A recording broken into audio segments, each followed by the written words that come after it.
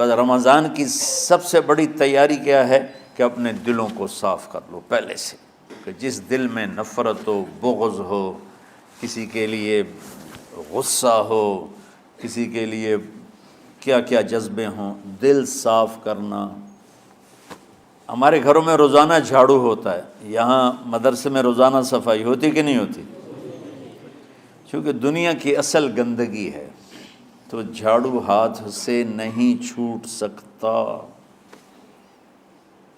حرم شریف میں دیکھا کیسے چاروں طرف خدام پھر رہے ہوتے ہیں برش لے کر، تو دل پہ غبار ایسے آتا ہے جیسے صحن میں غبار آتا ہے،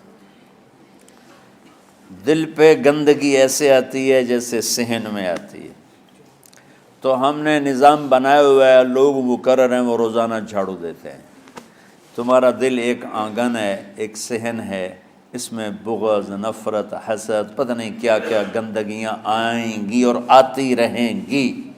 بچوں ایک کام کرو، جھاڑو پکڑ لو، صاف کرو۔ یا اللہ معاملہ تجھ سے کرنا ہے، لوگوں سے نہیں۔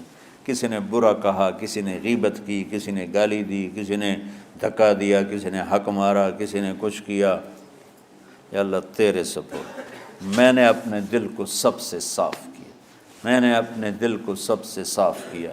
یہ اتنی بڑی عبادت ہے کہ بڑے بڑے نفلوں والے، تہجد والے، حج عمرے روزے والے تمہیں نہیں پکڑ سکیں گے، کیونکہ اس کا کرنے والا دنیا میں کوئی نہیں۔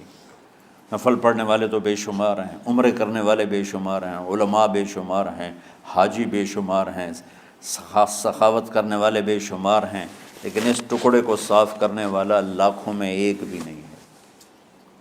مشکل کام ہے، آپ یہ سیکھ لیں، صاف کرو، صاف کرو، صاف کرو۔ یہ رمضان کی سب سے بڑی تیاری اور علم کو حاصل کرنے کی سب سے بڑی چابی ہے کہ اپنے دل کو کھلا کر لو۔ کوئی چیز خالی ہوگی تو کچھ آئے گا۔ جس دل میں بغض بھرا ہو، نفرت بھری ہو، حسد بھرا ہو، کینہ بھرا ہو، اس میں خاک آئے گا، اس میں تو علم کی ایک کرن بھی نہیں آئے گی۔ اس زبان سے چاہے جتنے مرضی موتی بکھیرے، دل اس کا اندھا ہوگا۔ لا تعمى الابصار ولكن تعمى القلوب التي في الصدور۔ یہ آنکھوں سے اندھے نہیں، دل سے اندھے ہیں۔ تو بچوں اپنے دل کو صاف کرنا سیکھو۔ وہ کتنی مشہور حدیث ہے، آپ نے کہا اس دروازے سے ایک جنتی آ رہا ہے، تو ایک انصاری صحابی داخل ہوئے، جوتا ہاتھ میں، داڑھی میں وضو کا پانی۔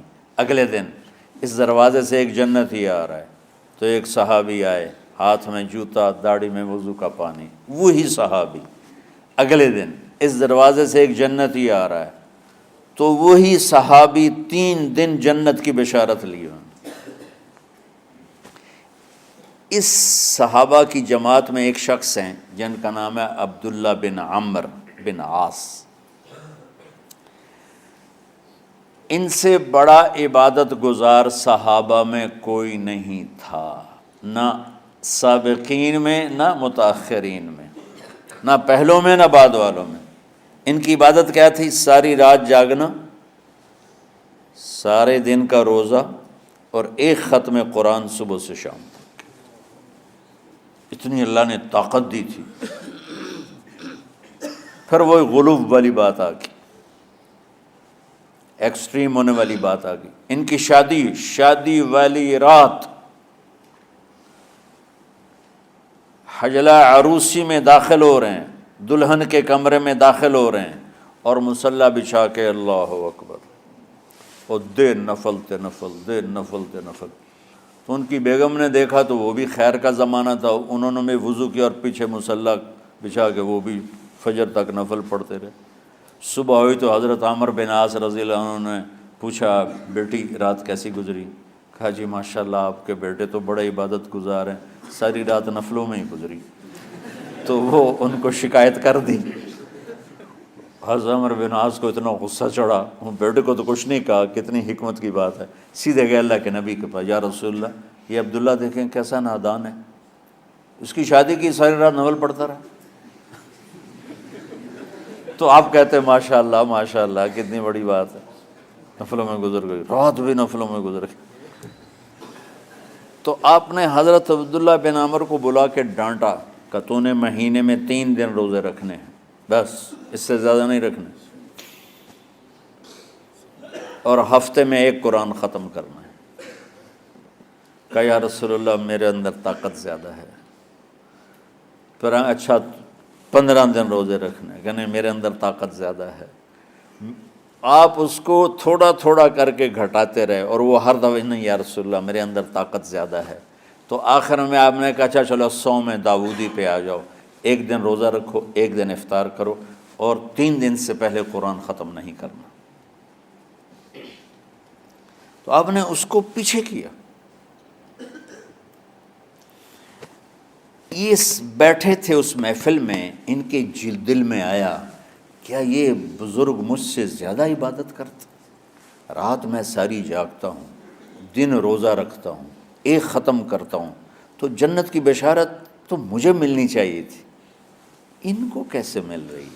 یہ کسی کتاب میں نہیں لکھا کہ یہ ان کا جذبہ تھا، لیکن جو کہ میں ان کی سیرت کو جانتا ہوں تو مجھے خیال آتا ہے کہ ان کی نفسیات میں یہ بات آئی ہوگی، چونکہ صرف انہی کو خیال آیا کہ میں جا کے دیکھتا ہوں کہ یہ بزرگ کیا کرتے ہیں۔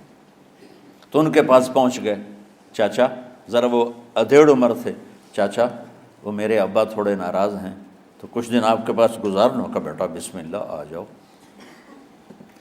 اب رات ہوتے ہی عشاء کی نماز پڑھ کے انہوں نے جلدی سے چادر اوپر لی اور یوں سراغ کر کے ان چاچے کو دیکھنے لگے ایسے کر کہ اب یہ کیا ساری رات سجدہ کرے گا، اور ساری رات روتے روتے روتے روتے مصلی گیلا ہو جائے گا، یا ساری رات رکوع کرے گا، ساری رات قیام کرے گا، ساری رات قرآن پڑھے گا، اس تصور سے یوں دیکھ رہے۔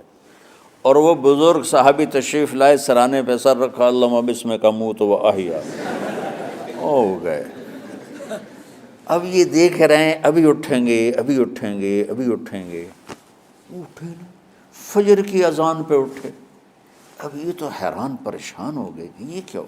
اس زمانے میں تو منافق تہجد نہیں چھوڑتے تھے ڈر کے مارے کہ پتہ نہ چل جائے ہمارے کفر کا، تو یہ چاچا جنت بھی لے گیا تو ستا بھی پیا کہ چلو کل دیکھوں گا۔ اگلی رات پھر چادر سر پہ کر کے اور یوں سوراخ کر کے لیٹے ہوئے اور دیکھ رہے۔ چاچا پھر تشریف لے اور سرانے پہ سر رکھا، اللہم بسمک اموت و احیا، ہو گئے۔ فجر کی اذان پہ اٹھے، یہ اور پریشان ہو گئے کہ میرا نبی کا فرمان تو سچا ہے، اس میں تو شک بھی کفر ہے، لیکن عمل کیا ہے جس پر اس کو جنت کی بشارت ملی؟ 2 رکعت نفل بھی نہیں۔ اور آج کے دور میں تم میں سے ماشاءاللہ اکثر بچے تہجد پڑھتے ہیں کہ 1 رات اور دیکھوں گا، تیسری رات اللہم بسمک اموت و احیا، ہو گئی ساری رات۔ تو تیسری رات پھٹ پڑے عبداللہ بن عمر، کہنے لگے چاچا میری ابا سے کوئی لڑائی نہیں تھی، 3 دن میں تیرے بارے میں سنتا رہا، جنتی جنتی جنتی۔ میں دیکھنے آیا تھا کہ آپ کیا کرتے ہیں، آپ تو کچھ بھی نہیں کرتے ہو، ساری رات سوتے رہتے ہو، اب کیا کرتے ہو؟ انہوں نے کہا بیٹا یہی ہے جو تم نے دیکھا ہے۔ اب ان کو سمجھ میں نہیں آ رہا کہ یہ جوڑ کیسے بٹھاؤں، ادھر جنت کی بشارت، ادھر ساری رات خراٹے، اب یہ اس میں جوڑ کیسے بٹھاؤں، کیونکہ نبی کی بات تو غلط ہو نہیں سکتی۔ تو اب وہ نا ایسے نا بڑے بے دل سے ہو کر واپس مڑے، پتہ نہیں کی چکر ہوئے گی کوئی گل۔ جب وہ دروازے تک پہنچے تو کہنے لگے بیٹا ادھر آنا، واپس آ گئے۔ کہا اب میں تمہیں اصل راز کی بات بتاتا ہوں۔ کہا کیا ہے کیا ہے؟ تو یہاں ہاتھ رکھا، کہا یہ جو دل ہے نا اس میں کسی انسان کی نفرت نہیں۔